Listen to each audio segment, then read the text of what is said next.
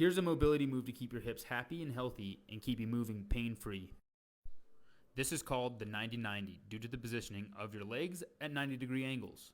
What you want to do is test both sides and maintain your posture and be able to move freely.